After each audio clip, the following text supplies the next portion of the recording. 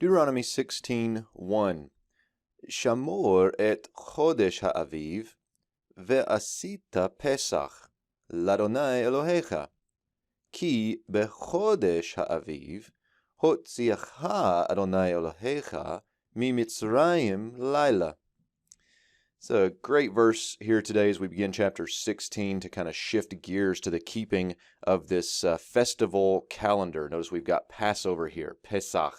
And the verb that we begin with is actually an infinitive absolute. And we've seen this a little bit before. I couldn't point you to the exact video where we've seen this before.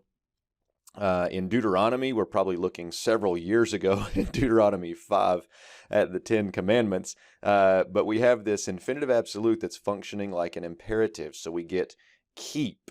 Keep, direct object marker, the month of Aviv. Now, it's a little bit interesting to talk about keeping the month of Aviv. So there's some debate about what that means. I think essentially we get that explained here further, that the Passover would have been in the month of Aviv, and so you shall keep the month of Aviv, namely, and you shall do Passover, or make Passover, again, maybe keep Passover. The verb here is a call perfect. It's a 2ms of the verbal root ayin, sin, hey. Notice the third hey again drops. We get that yod dropping in there.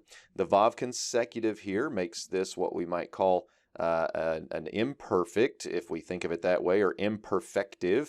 You could also call it an irreal, and you shall. It kind of carries the force of the previous imperative. So, keep the month of Aviv, and you shall do Passover. Then we get for the Lord your God, or to the Lord your God. I think the idea here is you're doing this on behalf of the Lord your God, even though he doesn't need your help in this sense.